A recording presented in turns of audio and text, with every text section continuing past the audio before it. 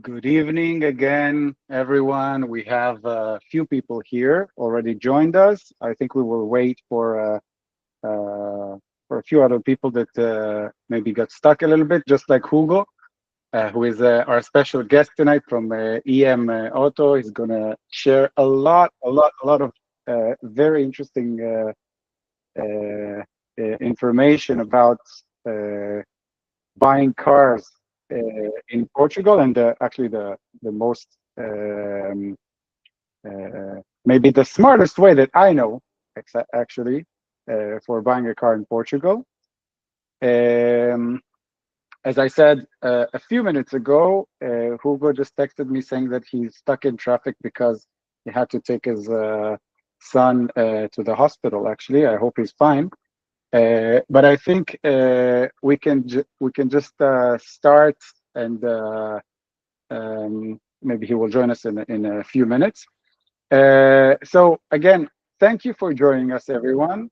We're going to talk about Noam. Are you on admitting everyone? Yeah, yeah, okay. Um, so we're going to start to talk about buying a car in Portugal. I see among the names here, I see people who are actually relocating as we speak to Portugal. Some just bought a house. Some of you guys are already here. Some of you just planning or starting to think about this move. I think buying a car, yeah, cheers, Metal. I think that buying a car here is it's quite a big step when you don't know exactly what's going on and how to approach this. So luckily, Hugo is here to explain a little bit more about that. And for you that don't know us yet, Burtucala, we are the business portal for basically expats and foreigners in Portugal. There's a lot of maybe challenges or questions that we all kind of share in the first few years that we're here in terms of also culturally and just challenging of how you actually start your life in a new country. So this is what we are here for, and we are actually focusing on the business part of it because there are so many aspects of relocating, like starting actually your life, your starting from insurance to buying a house, and now actually we're talking about cars. But there's actually so many things. Um, so this is what we're here for. We're here to become your bridge, actually, and to create a new prospering life in Portugal in terms of your personal life and in specific in business. So we share a lot of information, a lot of knowledge in different types of media. Okay, we're here to make it, of course, accessible, understandable, and actually something that you can take and use it tomorrow. We're not here to waste your time. We know how it is when it comes to like speaking too much in Portugal. It's very common. So we're trying to be a bit more, let's say, efficient about that. This is another term that whoever is here probably is becoming more familiar of this term in Portugal. Uh, so we are here. We're sharing a lot of knowledge in our blog. Of course, these webinars. We have a very interesting system of partner network, which you can all you're very welcome to use. And we also make very nice business opportunities more accessible. The ones that are actually um, targeting or more approachable for the foreign community here. Yeah, so not taking too much time, let's just jump into it. Um, uh, BizPT is just our free webinar series. Whoever between you, I don't know who is with us. I cannot see all the names, um, but some of you I know that already joined our previous webinars. we actually started our journey in Portugal as a portal for the Israeli business community here. But recently we expanded, and now we are aiming for all the English-speaking community, which made much more sense for all of us. And yeah, we're here to share the knowledge. Some of our previous webinars were like partly in English, partly in Hebrew. This one is entirely in English. Let's just see if Hugo is already with us.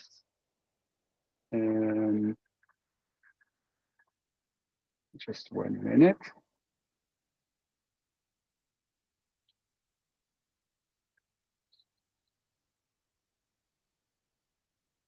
Okay.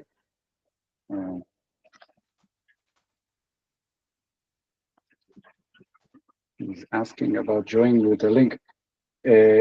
Noam, do you have Hugo's number? Maybe you can send him the link. Yes, I will.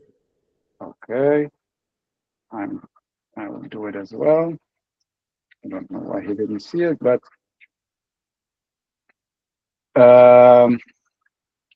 yeah. So again, today's topic, we kind of shared it to, like, we divided it to into two different parts.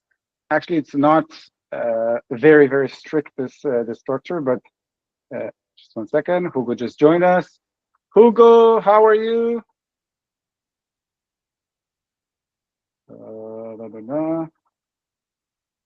Hugo. Oh, yeah. Now I can see you. Can you unmute yourself? Yeah. Okay. Yeah, okay. Okay. Hello, Luckily, how you're are with you? us. Everything's fine? Oh, yeah, just doctor a bit late, so a bit late for me too. I see. I see. I hope things are Sorry. fine. That's not a problem. No, just heart vigilance. And are you okay? The kid is okay? Yeah, he's fine. He will has ordered to keep playing hockey. Okay. Okay. You just joined us when we started talking about our main subject, which is buying a car in Portugal. So we're going to talk about the complexity and obviously the need, some personal stories about the services, and buying options. Some of you might want to use financing. Some of you might still not know the complexity of using financing for buying a car, for buying your first car in Portugal if you don't live here yet. And of course, we're going to be here with a Q&A session at the end. This is not a very strict format, so we are really, really inviting you to just type in the chat.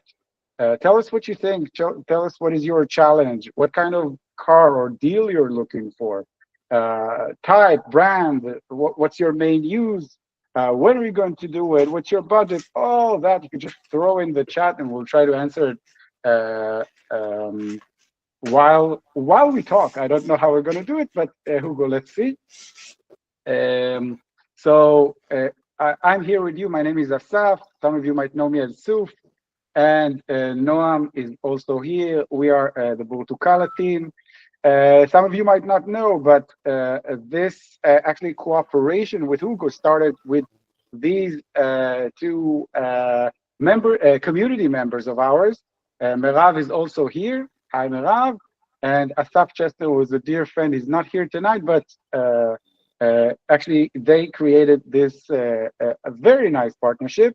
And we already know that Hugo had several happy clients that came through Burtucala. And it's a very, very good service that some of you might need to know, I guess, very soon. And we also want to invite you, whoever is here, you're more than welcome to join our business community. You can just scan the QR code, or Noam, maybe you can share the link in the chat if you guys are interested. You can just create your own profile. We'll talk a little bit. We get to know each other, and then you can create partnerships, business opportunities. It's a very interesting platform. So let's just dive into it. What the hell is the story of cars in Portugal, and why is it such a big deal? Actually, it's not a very, very big deal, but some of us, might hit a wall,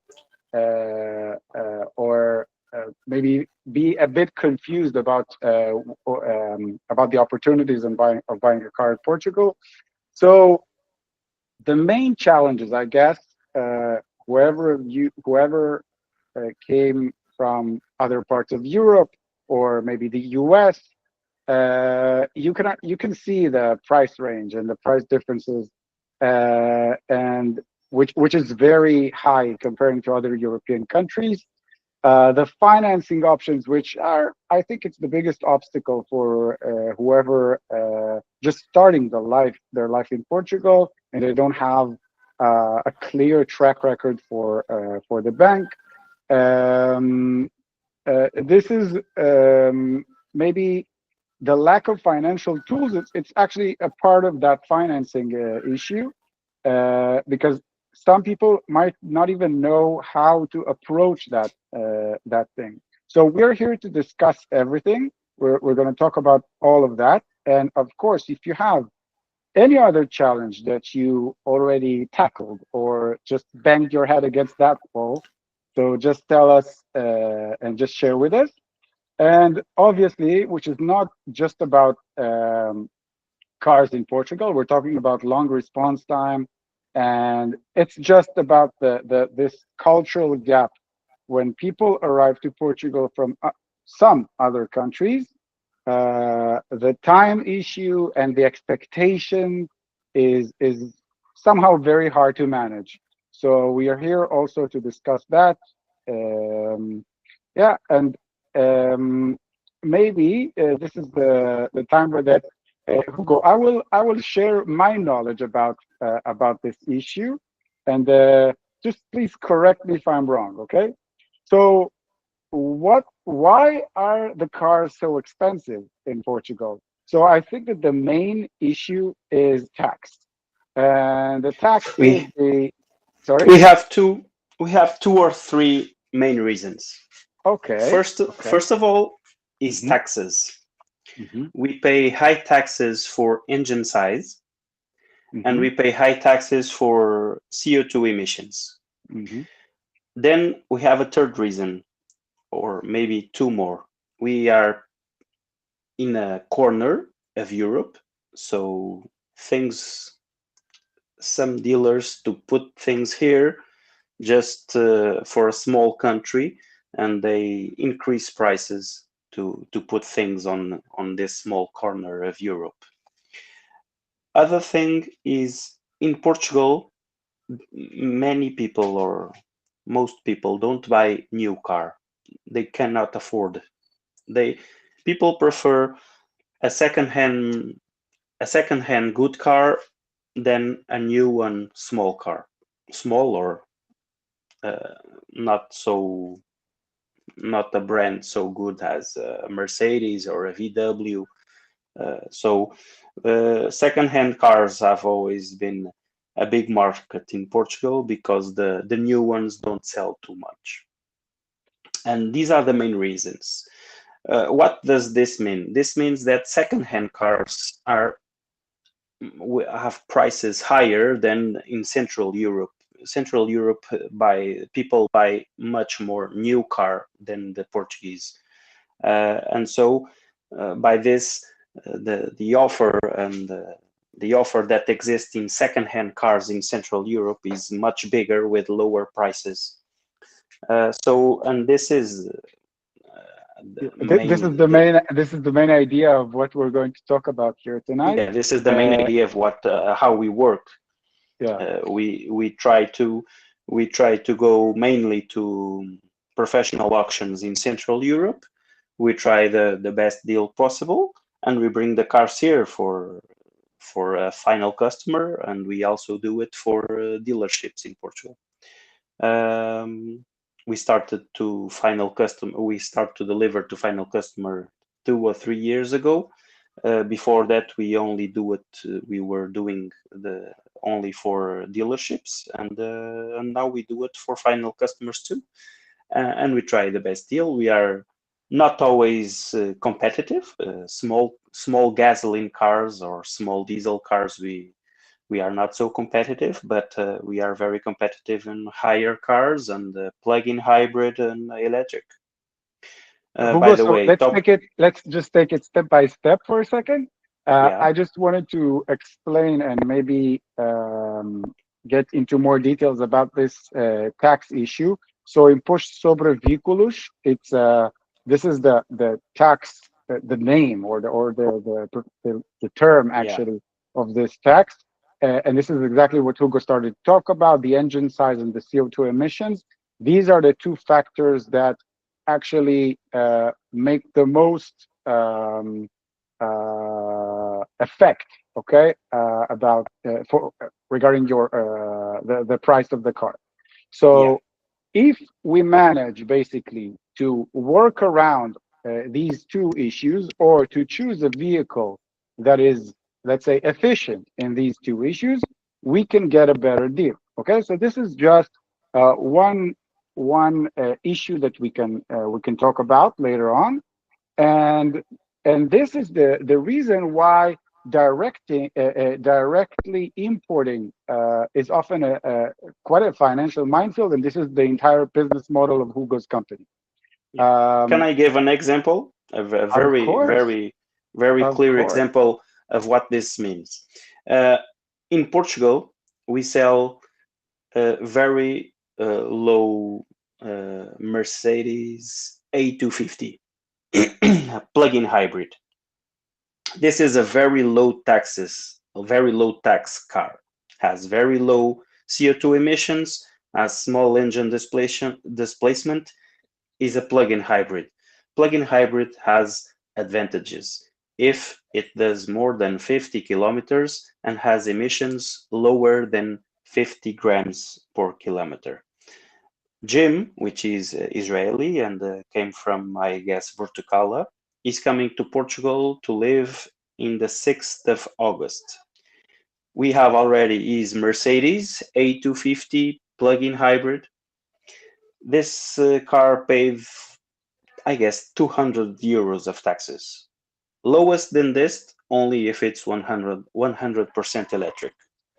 Okay, so the Mercedes A250 or the GLA 250 is one of the cars that has the lowest taxes and is not 100% uh, uh, Electric, electric. yeah. Yeah, and because it is a not very sold car new in Portugal, but it is highly sellable in the Central Europe new. We in Central Europe, which France, Germany, sometimes Netherlands, we get this car on a very good price for the Portuguese market.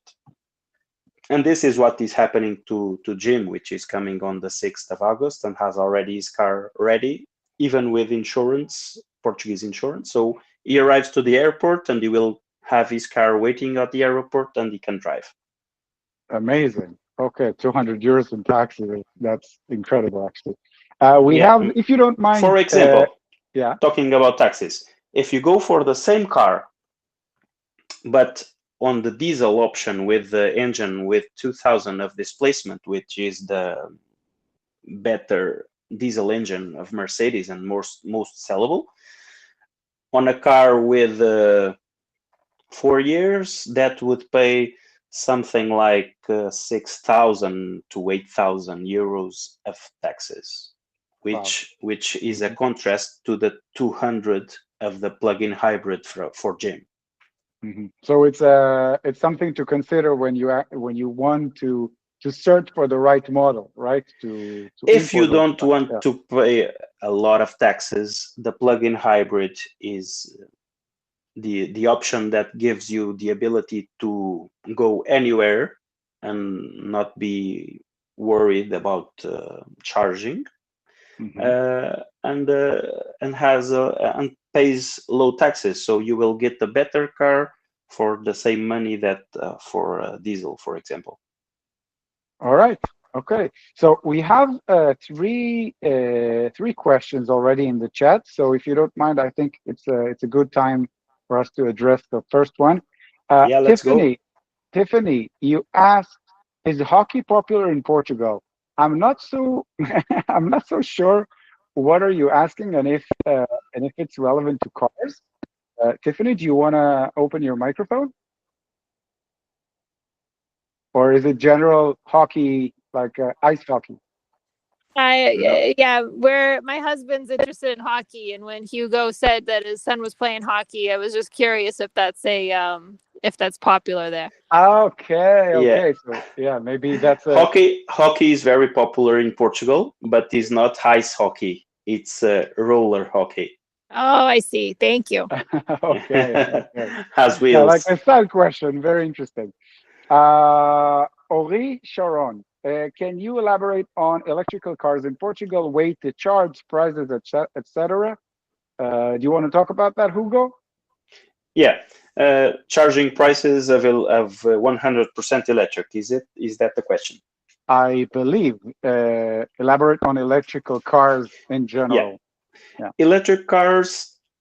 I use electric cars in my house. I'm already almost 100% electric for more than 5 years.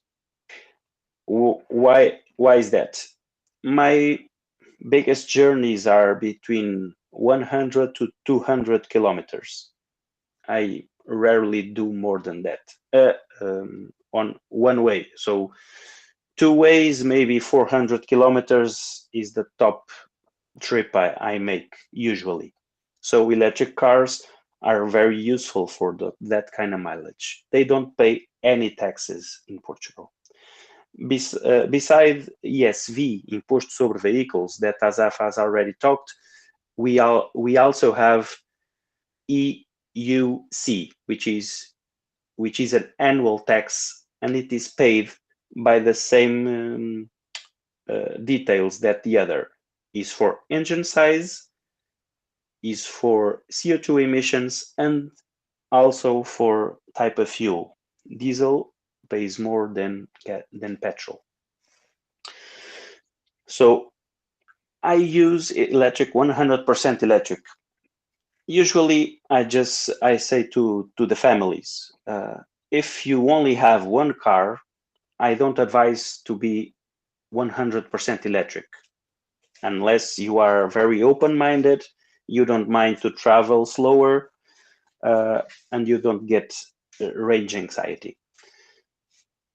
Not many people want that. So usually I say, if you only have one car, go for a plug-in hybrid or just a regular petrol. Not very big, so you don't have a big expense in petrol and taxes. But the advantages of 100% electric: very cheap to run if you charge it at home.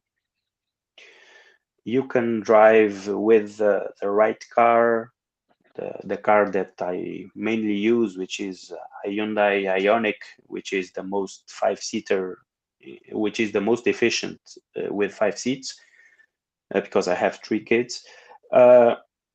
You can run 100 kilometers with €1, which is just amazing. Wow. Compared to petrol or diesel or wherever. But I'm talking about the family and the cars. If you only have one car in family, I think you should go the way that the example I gave Jim. He went for a plug-in hybrid. So you have 70 kilometers of electric range, and when it's over, you have an hybrid, a petrol hybrid, and you go Norway if you want, no problem. Yeah, I can tell you from our experience, we are also using a plug-in hybrid for like 90% of our days. It's more than enough. We actually make round trips sometimes around our area, and it's fine. completely okay. And the fact that you have this just a regular tank with gas Yeah, makes yeah, it so much safer. So yeah. yeah, that's You just get over with the range anxiety.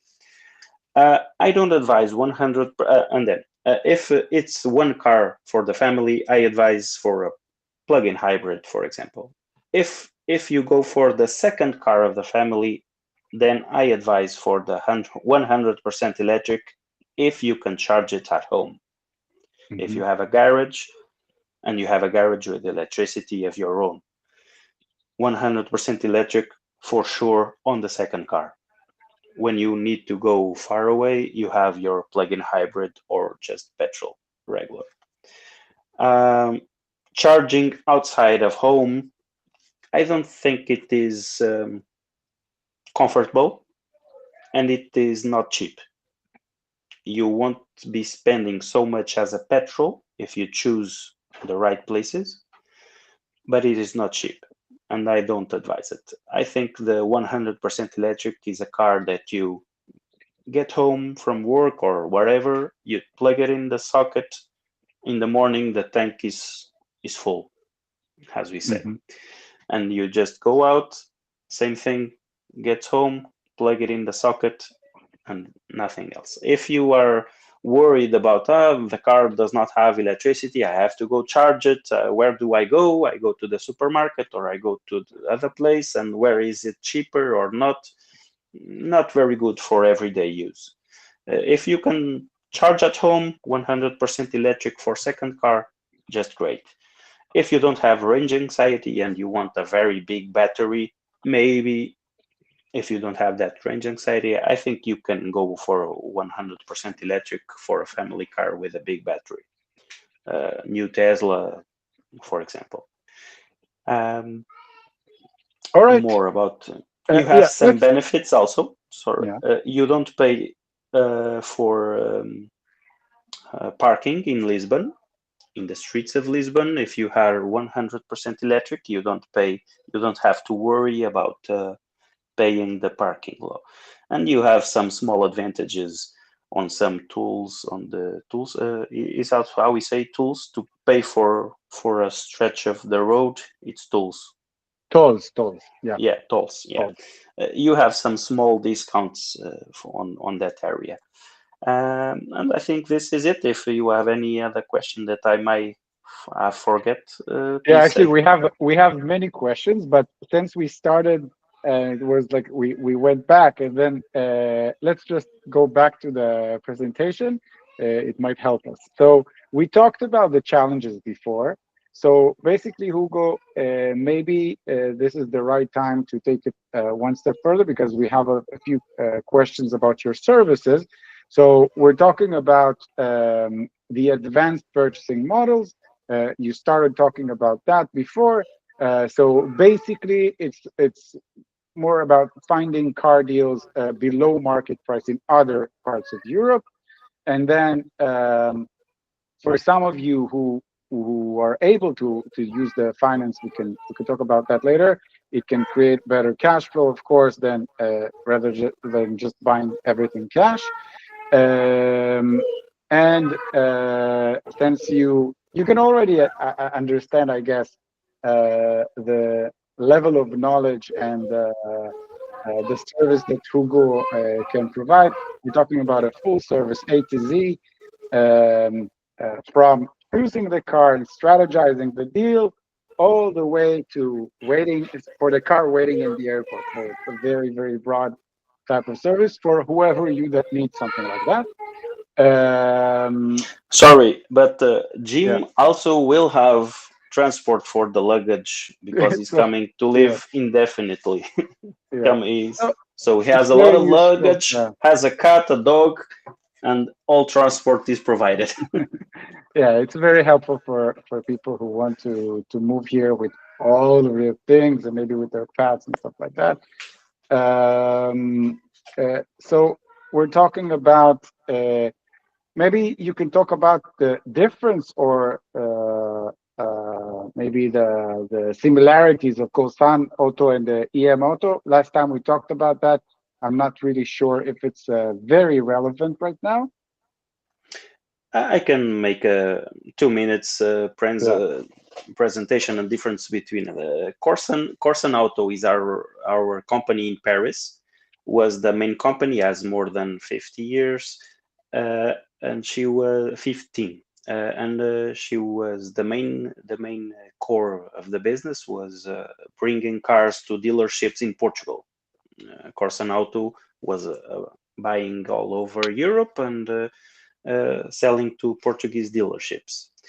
Then 2-3 years ago, we started with EM to provide more cars to final customer. We also do the dealerships. We continue doing it. It is a running business every day, and we have also the final customers like Burtucala customers and others.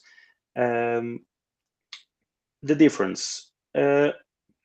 I try to make the invoice in Paris. And why? Because this will give a 3% discount, because the VAT in Paris is 20%, the VAT in Portugal is 23%. So as long as the customer is okay with that, we make the invoice in Paris so that we can save 3% more on the customer. Yeah, and this is what actually leads me, and that's the reason why I asked you before, to some business solutions, because I know that some of the people here are interested in buying a car for their business, for their companies. Some of them are located in Portugal, some yeah. of them are located in other places. So in terms of VAT and exemptions and expenses for their companies, these issues are super relevant. Since we kind of talked about your services in general, maybe you can talk about the differences between private or individuals or businesses. Yeah, I have only talked until now for private. For whoever has a company in Portugal and a company that pays that works with VAT, and I'm making this exception because doctors, nurses, physiotherapists, they don't work. They might have a company, but they don't work with VAT. But whoever has a company that sells cookies works with VAT. And inside European Union, we don't charge VAT between companies. What does this mean? When I sell from our company in Paris to a company in Portugal, the Paris company does not charge VAT to the Portuguese company. This is European law, European Union. For example, if it's coming from Switzerland, VAT must be charged. If it's coming from France, which is just the country on the left side, VAT will not be charged. Okay, so these things for whoever here that wants to buy a car for their business, and maybe you have some specific business related topics that you want to ask. Maybe this is also the right time. So how does it work actually? Meital, you asked how long does it take generally from order to delivery? So Hugo, maybe you can explain in general about the service and then talk about the time. Yeah. We usually, the customer arrives to us, we start talking, we start digging what the customer wants, what the customer likes, if that is a good option in taxes, if it is a good option to bring from outside or not. Okay, not all cars are good to bring from outside. So we start talking about it. When we have a conclusion of what car the customer likes and it is good for him, we start seeing how is the market on auctions, on dealerships all over Europe. We ask around, depends on the car, but usually we ask for 20%. If it is a very saleable car in Portugal, like for example, a Kia Niro, electric Kia Niro, we ask only for 10%. but are exceptions. There is a big demand for that car in Portugal in secondhand. So for general, we ask for 20%. We go for an auction, for example. We try to get that car on a good price for the customer. If we can do it, we get the 20% are there. We pay all the car. We make all the process, the transport, the paperwork, the inspections, get the plates. We do everything, and we ask them the final 80% only on delivery, already in name of the customer. Okay. Yeah. So yeah, that's a very interesting model, and I think that regarding the time, usually time. Okay. So best case scenario, 3 to 4 weeks for a car that is in Paris BMW. Okay. The customer says, I love that BMW in Paris. It is in this dealership. This is the car I want, the color, the equipment, everything. So this car, we can put it here ready to use. If it is not the August summer or the Christmas, we can do it 3 weeks, 4 weeks. Okay. Then after that, we have the auctions in France. Auctions in France, we can put that car on the customer 4 to 6 weeks. The rest of the countries between 6 to 8 weeks. Okay, so yeah. France is always the most fast delivery. So let's say the worst case would be 2.5 months, right? More or less. Yeah, because sometimes Portuguese paperwork gives us some surprises. Not sometimes, you can say most times. It's fine. Yeah, we know that. In cars, I have that statistic. In cars, one out of 10 goes after the 2 months, not for our responsibility, but for bureaucratic issues. Things that Portuguese government must solve, but it's not solved yet. So around 10% takes more than 2 months, but with full responsibility for the government, not for our work. Our work, we do it between 4 to 8 weeks. Okay. If it's not Christmas. Maybe let's talk about specific examples, because some people are asking about SUVs and like other specific options, I guess. Yeah. So we have here the first example. I think you already talked about one example that was very recent, but do you want to talk about this one? Can you see it? We're talking about the Mercedes 250e AMG line plug-in hybrid. Yeah. The Mercedes 250e, whatever it is, the A class, GLA class, or the CLA class, we are very competitive in all of them. And why is that? Because of some reasons that I've talked before. Engine displacement is low, CO2 emissions are low, and it is a very saleable car in Central Europe and not in Portugal. So we have good prices buying in Central Europe and bringing here, which we have higher prices for this car if it is a national car. So this is basically a guideline for someone who wants to have like a nice, high quality car. If we go for high quality car, the mainly plug-in hybrids, we are very competitive. Mercedes, BMW, Mercedes mostly. The Mercedes is which is more demanding. Yeah. And the other one I like. Yeah, the other one which you already talked about is the Hyundai Ioniq. Maybe you can tell about the differences between these two and what would be the right decision for this one or this one. Ioniq, Hyundai and Kia are very good value for money. Ioniq is like I usually say, it's an ugly car for some people, but it is excellent value for money.